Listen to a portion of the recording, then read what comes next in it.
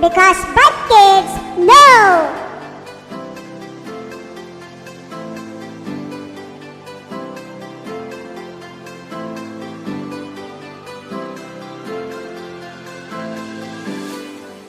Hello Bryt Kids! Did you miss me? Well, I miss you all so much too. And I'm so happy and excited because now I'm back for this very special episode of Bryt. Because Bryt Kids know for the year 2021. Why did I say special episode? It's because today we're not going to continue learning about the next part of speech, which is adjective. But we're going to talk about aspects of verbs instead. So Bryt Kids, after this episode, you are expected to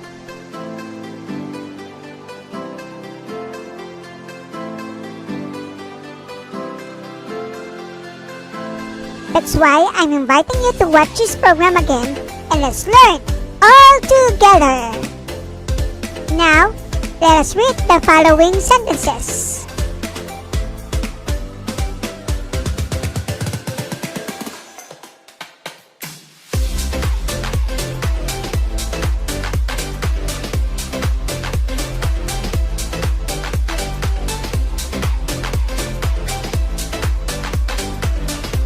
Bryt Kids, what is our verb in our sentences?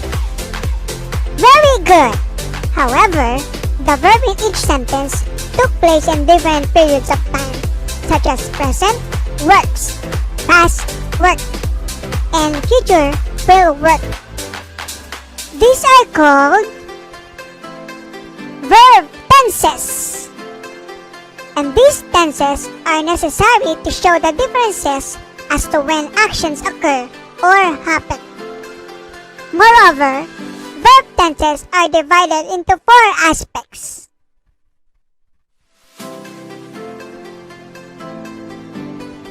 Simple aspect. The simple aspect describes a general action or that is neither continuous nor completed. It is usually used to describe an action that takes place habitually. Progressive aspect. The progressive form expresses continuous actions that happen over a period of time. They almost always involve some combination of the verb to be paired with the main verb ending in ing. Perfect aspect. The perfect form refers to events that have been completed but are still relevant to the speaker in the present moment.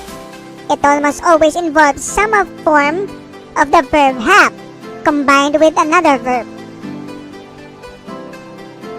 Perfect progressive aspect is a combination of the perfect and progressive aspects. Perfect progressive refers to the completed portion of an ongoing action. It almost always involves a form of the verb have and a form of the verb to be combined with a verb ending in ing. We will discuss it one by one as we progress along our episode. And let's start with the simple present. Simple present tense describes general truths and habitual actions. Examples. Letter A. The earth rotates around the sun. Letter B. David walks to school every day.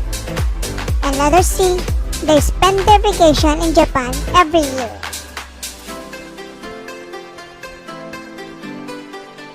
I want you to notice that the subject agrees with the verb in the sentence.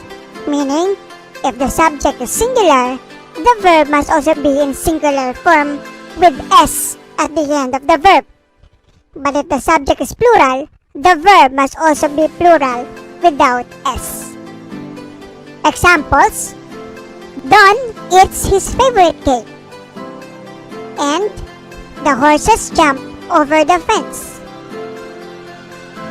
Next is simple past tense. Expresses an event or a habitual action that was completed in the past. It is formed by adding D or ED at the end of the regular verbs while it changes in spelling for the irregular verbs. Examples. China worked as a secretary in a big company last year. Regular verb. Letter B. They ate dinner all together last night. Irregular verb. Simple future tense. Expresses an action or habitual action to take place in future time. It is formed by using will or shall plus base form of a verb. Examples. Letter A. They will celebrate the United Nations Day in October. And letter B. After December, Richard will take the train to work every day. Now, Bryt Kids, let's try this!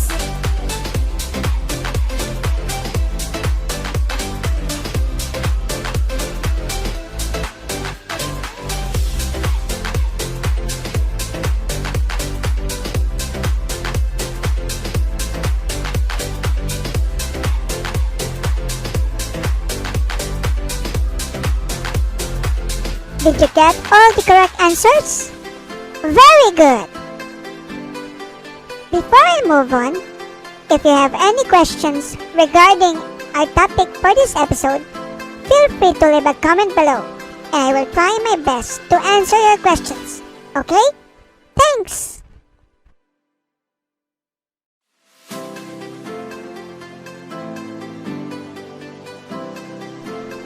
Now, let's talk about present progressive. Expresses ongoing action. It is formed by using be verbs am, is, or are plus ing form of a verb. Examples. Letter A. The students are taking the test now. Letter B. The teacher is preparing the lessons. And letter C. I am listening to my favorite song. Take note again that the be verbs must agree with the subject. Is for singular subject, are for plural, and am is used when the subject is the pronoun I. The next is past progressive tense. Expresses first, an action in progress at some specific point of time in the past. Example. Timmy was walking to the office at 7 this morning. Second, a past action simultaneous with another event. Example, they were preparing for the party when the visitors came. It is formed by using be verbs was and were plus ing form of a verb. Again, take note of the subject in the sentence, if it is plural or singular.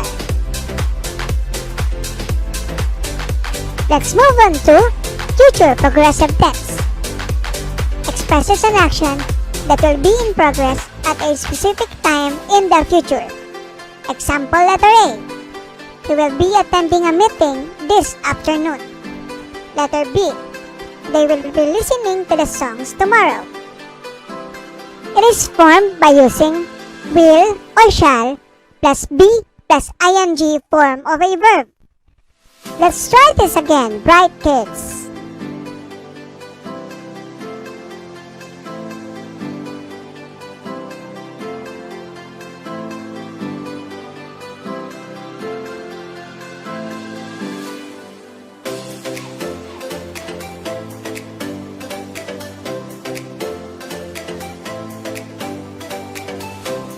Did you get all the correct answers again?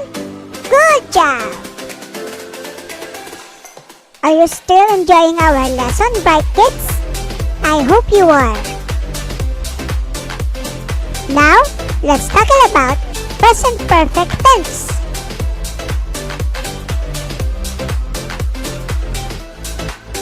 Present perfect tense expresses letter A, an action that began in the past and continues to the present time. Example. Letter A. Sheila has been a Girl Scout since last year. Present perfect tense also expresses letter B, a very recently completed action. Examples. Letter B. Berta has just baked cookies. And letter C. I have called the plumber. Bryt Kids, remember that if the subject is singular, use has plus the past participle of a verb. If the subject is plural and or pronouns, I and you, use have plus past participle of a verb.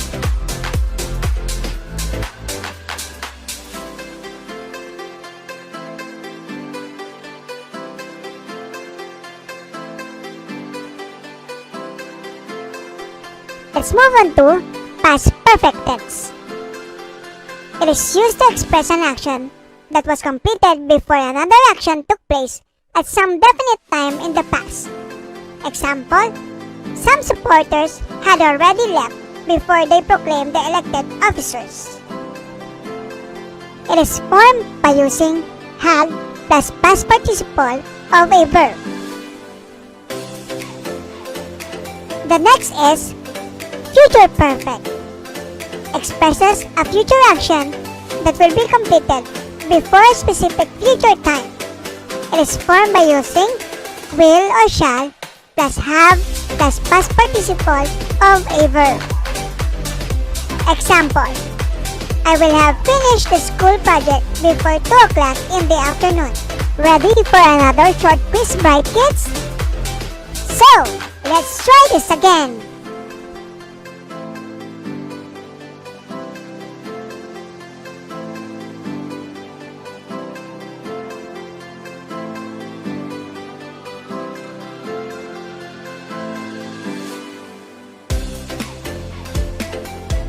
Did you get it right, Bryt Kids? Very good again!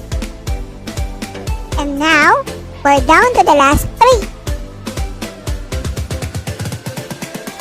The present perfect progressive expresses an action in progress that is not yet completed, or a situation or habit that began in the past and that continues up to the present.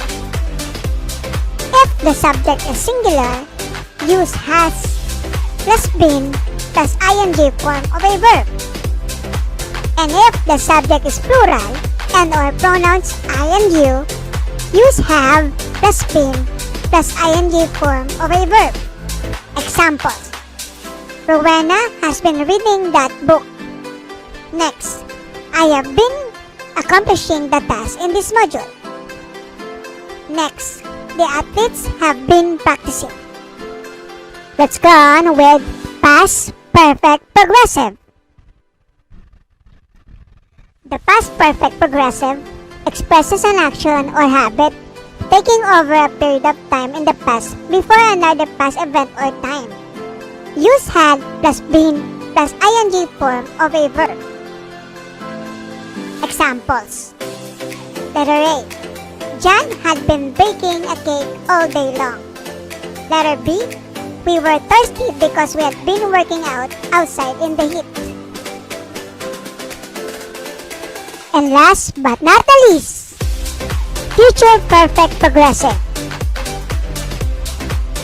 expresses a habitual action that is taking place in the present and will continue in the specific future time.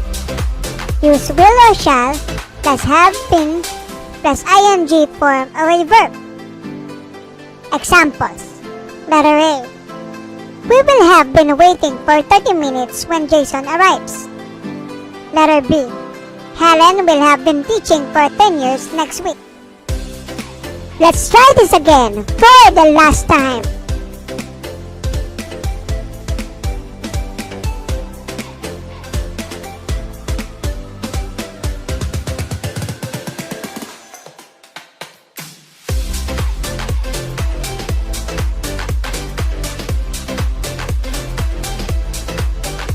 Did you get the right answers too? Very good! Well, Bryt Kids, we've come to the end of our special program today. I hope you did learn a lot. And I'm encouraging you to continue reading and researching about aspects of verbs. Because reading a lot will really help you learn a lot. And keep on practicing writing your own sentences in different tenses. Thank you very, very much, Bryt Kids. God bless you all. I will definitely be back for another episode. So keep it here on Bryt, because Bryt Kids know.